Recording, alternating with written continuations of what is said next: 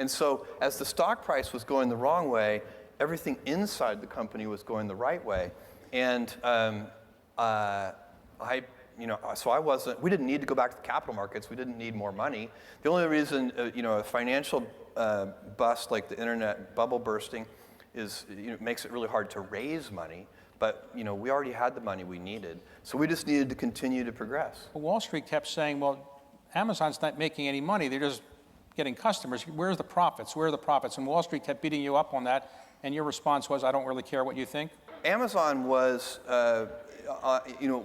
people always accused us of selling dollar bills for 90 cents and said, look, anybody can do that and grow revenues. That's not what we were doing. We always had positive gross margins. It's a fixed cost business. And so what I could see is that from the internal metrics is that at a certain volume level, that we would cover our fixed costs and the company would be profitable. So who came up with the idea of Prime? Prime seems to be a great way to get money in advance of people actually getting the services. Yeah. Whose idea was that? Actually, it's very interesting. So like many inventions inside of a team, and I love team inventing is my favorite thing. So I tap dance into the office. I love Amazon. I have so much fun there. I love Blue Origin. I love the Washington Post. But Amazon is my full-time job. And I get to invent. I get to live 2 to 3 years in the future.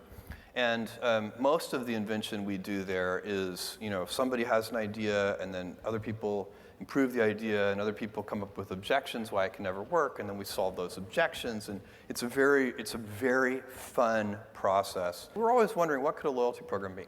And then actually kind of a junior software engineer came up with this idea, not as a loyalty program, but this idea that we could offer people kind of an all-you-can-eat buffet of fast, free shipping. And when we modeled that, so then, the finance team went and modeled that idea. And the results were horrifying. That we would offer unlimited shipping. Shipping is expensive. And customers love free shipping.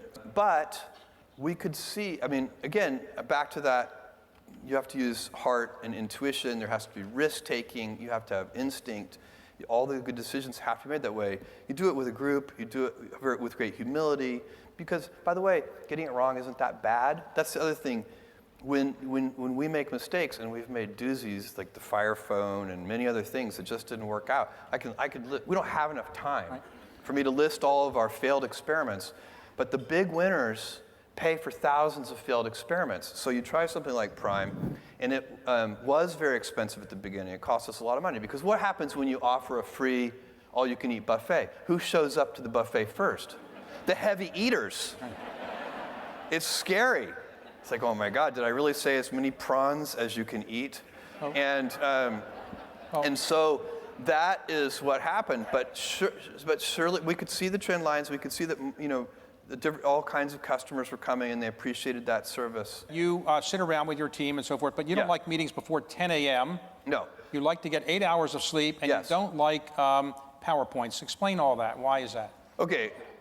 So I like to putter in the morning. I get up early. I go to bed early. I get up early. I like to putter in the morning. So I like to read the newspaper. I like to have coffee. I like to have breakfast with my kids before they go to school. So I have my kind of puttering time is very important to me. And so that's why I set my first meeting for 10 o'clock. I like to do my high IQ meetings before lunch. Like anything that's going to be really mentally challenging, that's a 10 o'clock meeting. And because by 5 p.m., I'm like, I can't think about that today. Let's try this again tomorrow at 10 a.m. And so then on sleep, I get 8 hours of sleep. I prioritize it. Unless I'm traveling in different time zones, sometimes it's impossible. But I am very focused on it. And for me, I need 8 hours of sleep. I think better. I have more energy. My mood is better. All these things. And think about it. As a senior executive, what do you really get paid to do? As a senior executive, you get paid to make a small number of high-quality decisions. Your job is not to make thousands of decisions every day. Is that really worth it if the quality of those decisions might be lower because you're tired or grouchy or any number of things? Now, it's different if it's a startup company. You're really, when Amazon was 100 people, it's a different story. But But Amazon's not a startup company, and all of our senior executives operate the same way I do. They work in the future, they live in the future. None of the people who report to me should really be focused on the current quarter. I always tell people, sometimes we'll have a good quarterly conference call or something, and Wall Street will like our quarterly results, and people will stop me and say, congratulations on your quarter, and I say, thank you. But what I'm really thinking is, that quarter was baked 3 years ago. Right now, I'm working on a quarter that's going to reveal itself in 2021 sometime. And that's what you need to be doing. You need to be out sort of, 2 or 3 years